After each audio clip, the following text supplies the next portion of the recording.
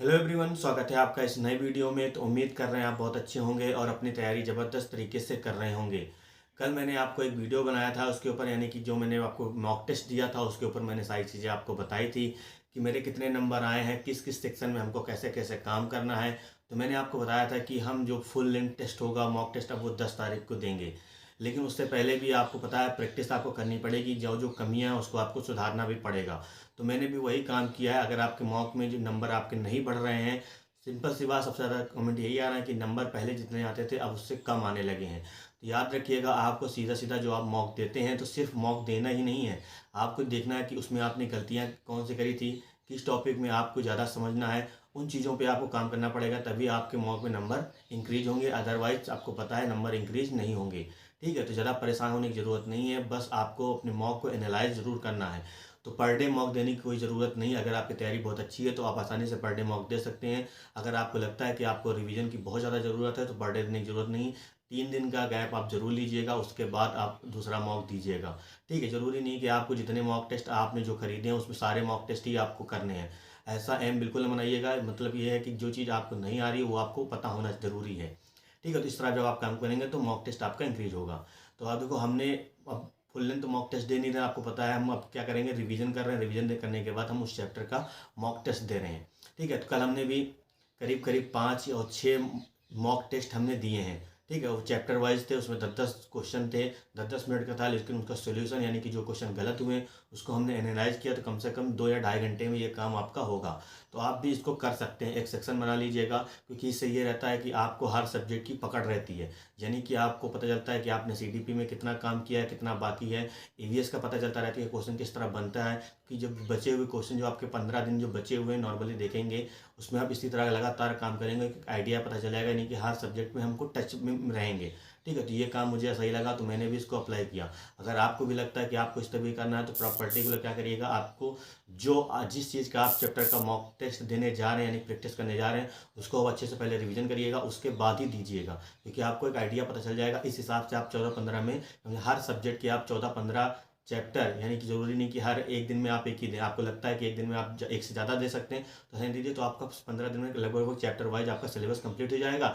Then आप अपना 3-4 दिन के गैप पे मॉक देंगे तो एक आपको आइडिया पता चल जाएगा और आपकी टाइमिंग मैनेजमेंट अच्छा खासा हो जाएगा। क्योंकि मॉक टेस्ट देने का मतलब ये है कि आप ज़्यादा से ज़्यादा क्वेश्चन की प्रैक्टिस करें, उसके बाद जो गलतियाँ हैं उसको सुधारें, और उसके बाद आपको यानी कि जो आपकी जो नए नए क्वेश्चन बन रहे हैं उसको कैसे करना है और टाइम मैनेजमेंट करना है। ठीक है, तो इस तरह आपको समझना पड़ेगा कि टाइम मैनेजमेंट आपको पता है 3 घंटे में ऑलमोस्ट सबका 2.5 घंटे के आसपास पेपर हो जा रहा है क्वेश्चन। क्योंकि अब आपको पता है कि जो टेक्स्ट बुक हो, जो मॉक टेस्ट हो टेक्स्ट बुक के लगाओ या किसी और चीज़ के लगाओ, तो आपको पता है वो क्वेश्चन के लेवल के ऊपर डिपेंड करता है कि टाइम कितना लग रहा है। क्योंकि अगर आपको पता है सीडीपी में जो स्टेटमेंट है थोड़ा सा बड़ी आ गई, ऑप्शन थोड़े से बड़े आ गए, तो उसमें आपको पता है समय ज़्यादा लगेगा।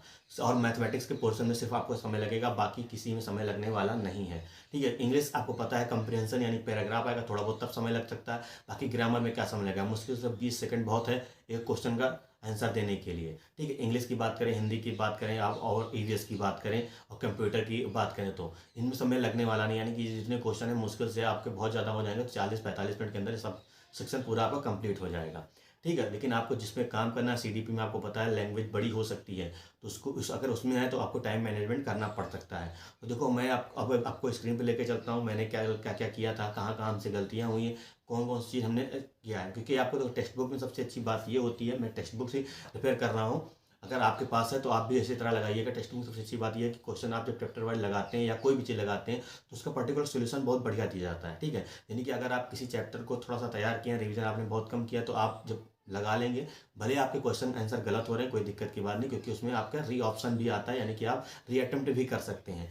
ठीक है, तो उसमें ये होता है कि अगर आपने एक बार लगाया, चीज़ नहीं समझे, तो आपने सोल्यूशन देखा कहाँ कहाँ गलती हो रही है, तो सोल्यूशन पूरा बहुत अच्छे से डिस्क्राइब करते हैं। तो उसी सोल्यूशन का आप अगर पढ़ लेते हैं फिर रिटेन अटेम्प्ट कर देते हैं, तो यकीन मानिए अब चाहे 2 दिन के बाद करें चाहे तुरंत करें, आपके सारे क्वेश्चन सही हो सकते हैं। ठीक है, तो इसमें ये रहता है कि हर चैप्टर की नॉलेज आपको अच्छी खासी पता चल जाती है। तो वही काम हमने भी किया, जो भी गलतियाँ वही गलतियाँ हमने सुधारी, उसके बाद में री अटेम्प्ट किया, लगभग लगभग सारी चीज़ें बिल्कुल सही हो गई। तो आपको स्क्रीन पर लेकर चलते हैं कि हमने कहाँ से स्टार्ट किया है। अगर आपके पास टेक्स्ट बुक है तभी आप लगाइएगा। अगर आपने कुछ और कोई सोर्स से ले रखे हैं तो आप उसी से करिए। ज़रूरी नहीं कि हर जो चीज़ मैं कर रहा हूँ वही आप करें, या जो आप कर रहे हैं वही सब लोग करें, ऐसा नहीं है। जिसमें आप कंफर्टेबल हैं वो काम करें। ठीक है, आप कुछ नई चीज़ लेने की ज़रूरत नहीं है। जो आपके पास रिसोर्सेज हैं, चाहे आप ऑफलाइन आप प्रैक्टिस कर रहे हैं तो आप उसके अकॉर्डिंग करिए, तो आप ऑनलाइन कर रहे हैं तो ऑनलाइन के अकॉर्डिंग करिए। कुछ नया करने की ज़रूरत नहीं है। तो थोड़ी बहुत चीज़ों को आपको समझना पड़ेगा, उसके हिसाब से आपको काम करना पड़ेगा। तो अब हम टेक्स्ट बुक की अपनी स्क्रीन पर आ चुके हैं, तो आपके सामने यहाँ पे शो हो रहा होगा। चलिए हम ज़्यादा देर न करते हुए चीज़ें करते हैं। तो कल हमने यहाँ पे आपका CTP यानी कि पेडागोजी का कल हमने ग्रोथ एंड डेवलपमेंट का एक चैप्टर किया था। उसमें से 10 क्वेश्चन थे, 10 मार्क्स का था।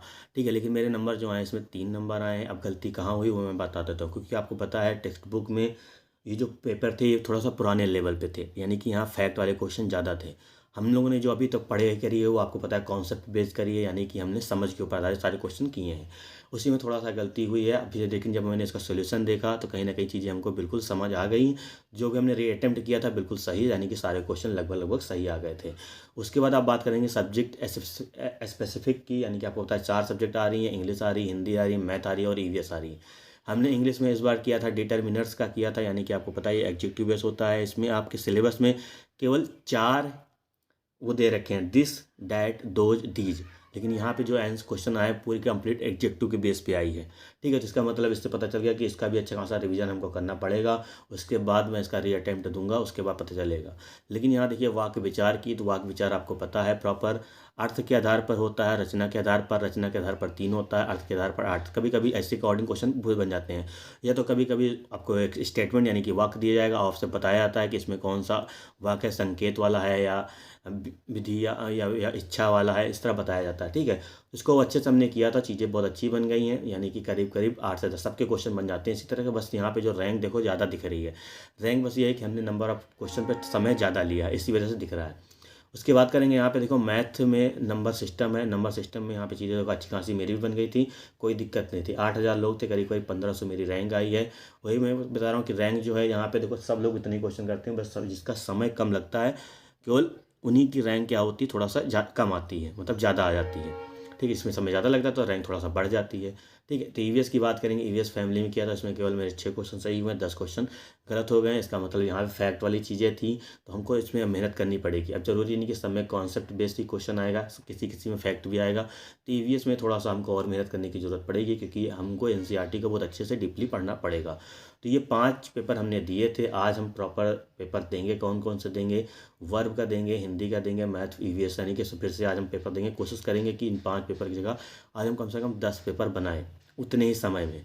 ठीक है, तो जो भी होगा रिजल्ट मैं आपके साथ साझा करूंगा। अगर आपको इस तरह तैयारी करनी है तो आप इस तरह भी अपने चैप्टर को मजबूत दे सकते हैं। बाकी आपको पता है मॉक मैं लगाते ही लगाता हूँ, तो वो मैं जब मुझे लगेगा कि लगाना है, क्योंकि मैं पर डे मॉक नहीं लगा सकता, क्योंकि मुझे तैयारी भी करनी है और रिवीजन भी करना है।